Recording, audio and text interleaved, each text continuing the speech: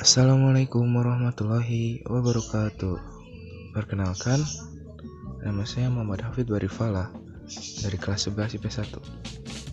Di sini saya akan menjelaskan sebuah materi kepada Anda sekalian, yaitu materi tentang klasifikasi sumber daya alam.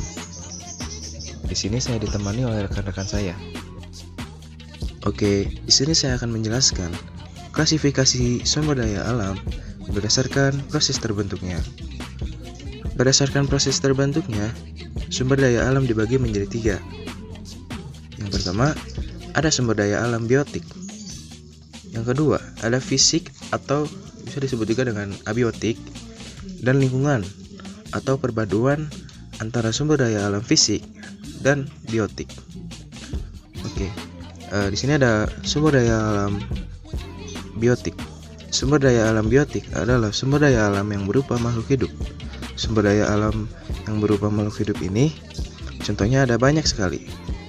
Sumber daya alam biotik mampu tumbuh dan berkembang biak, meliputi tujuan pertanian dan peternakan, seperti tumbuhan dan hewan. Sekalipun manusia juga adalah contoh dari sumber daya alam abiotik. Oke, yang kedua ada sumber daya alam fisik atau abiotik. Sumber daya alam fisik ini merupakan sumber daya alam yang berupa benda mati. Sumber daya alam ini pembentukannya secara alamiah dan membutuhkan waktu yang sangat lama, meliputi bentuk dan wujud barang tambang dan sumber mineral. Contohnya ada tanah, air, udara, dan matahari. Dan yang terakhir ada sumber daya lingkungan, adalah perpaduan antara sumber daya alam biotik dan abiotik atau fisik ya. Oke. Yang meliputi keindahan panorama laut, panorama alam, keindahan pegunungan dan lembah. Oke. Sekian dari penjelasan saya. Penjelasan selanjutnya akan dilanjutkan oleh teman saya atau dijelaskan oleh teman saya. Halo, perkenalkan nama saya Ricky Prisma Putra. Di sini saya akan membantu menjelaskan klarifikasi sumber daya alam berdasarkan letaknya. Yang pertama, sumber daya alam yang berada di atas permukaan bumi seperti energi matahari dan udara.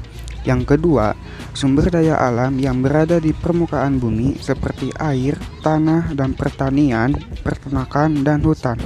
Dan yang ketiga, sumber daya alam yang berada di bawah permukaan bumi seperti barang tambang dan mineral.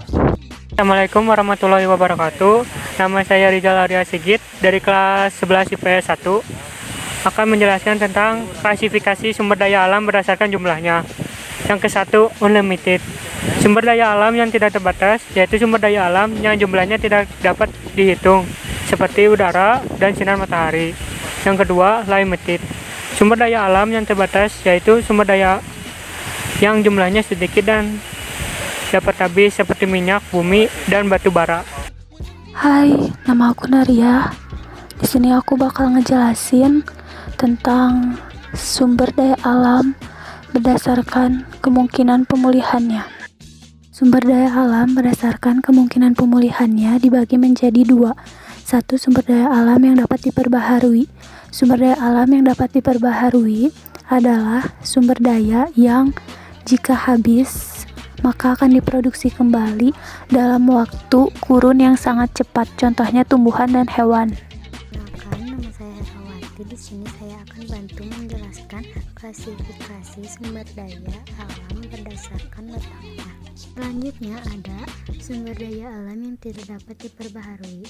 Unrenewable resources adalah sumber daya yang dapat tersedia kembali dalam waktu yang sangat lambat, bisa mencapai ratusan bahkan jutaan tahun ke depan. Contohnya batu bara, minyak bumi, dan lain-lain. Oke, sekian dari kelompok kami. Mohon maaf apabila ada salah kata atau ucapan. Dan terima kasih bagi Anda sekalian yang telah menyaksikan video ini sampai akhir. Wassalamualaikum warahmatullahi wabarakatuh.